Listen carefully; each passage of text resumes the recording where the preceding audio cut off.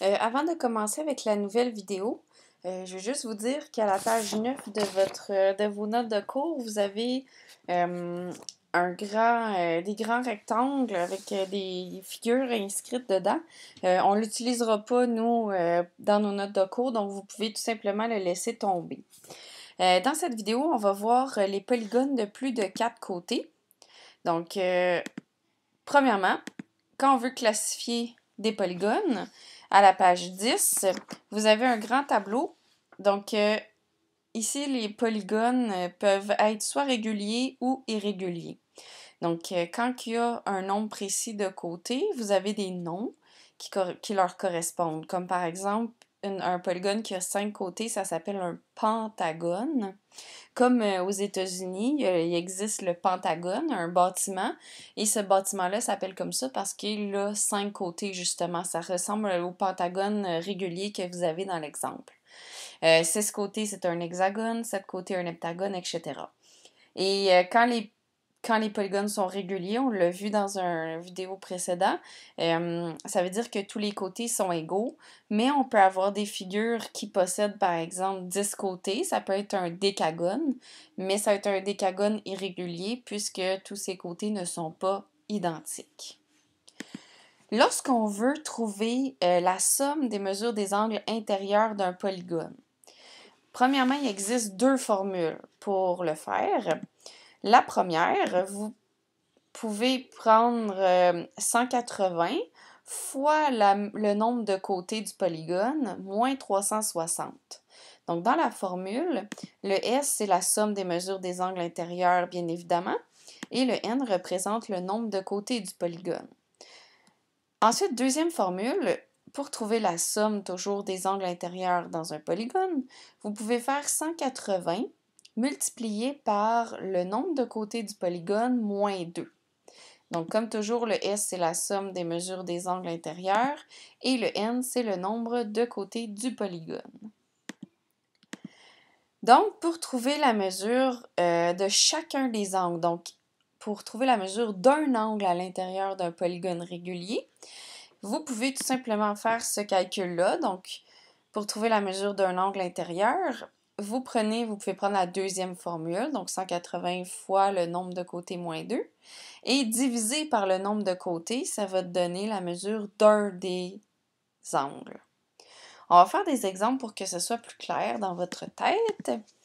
Donc, premier exemple, si on veut trouver la somme des angles intérieurs d'un heptagone, si vous retournez voir dans le tableau qu'on avait à la page 10, un heptagone possède 7 côtés. Donc, si je veux trouver la somme des angles intérieurs, je peux prendre la deuxième formule, par exemple, et remplacer le n par 7. Donc, je vais commencer par faire l'intérieur de ma parenthèse, donc le nombre de côtés moins 2.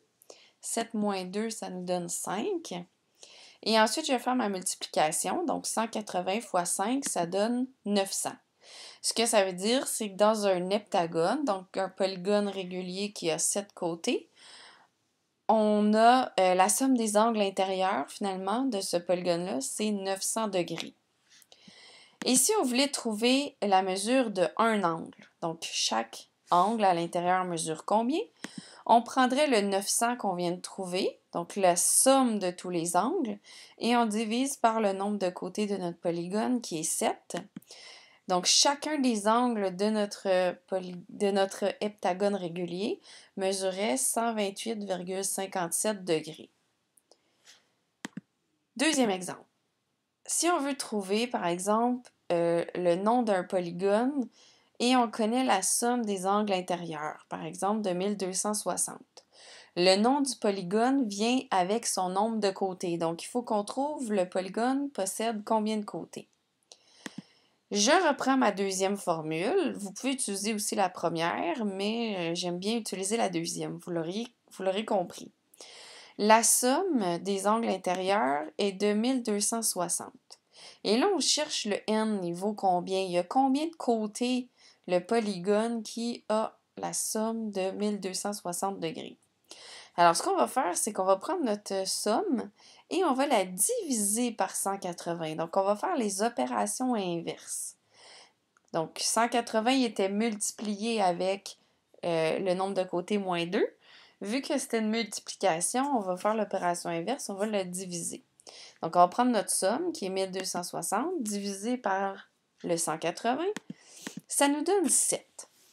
Mais le 7 représente en fait le nombre de côtés moins 2. Donc, ce n'est pas notre nombre de côtés réel. Parce qu'on l'a vu tout à l'heure, un polygone qui a 7 côtés, donc l'heptagone, sa somme des angles intérieurs, c'est 900. Donc, c'est sûr que ce n'est pas l'heptagone. Donc, ce qu'il faut faire maintenant pour trouver le n, pour être capable de trouver 7, on a enlevé 2. Donc, si on veut revenir en arrière, on va ajouter 2 à 7 pour avoir notre bon nombre de côtés qui est 9. Et un polygone qui a 9 côtés, ça s'appelle un énéagone.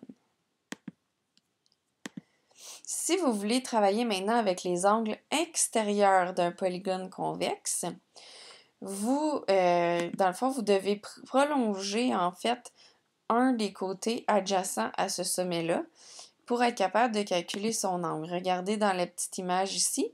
Par exemple, l'angle B, si on prolonge le côté AB vers le point B, l'angle extérieur à l'angle B, c'est l'angle qu'on peut voir en dessous de la lettre B.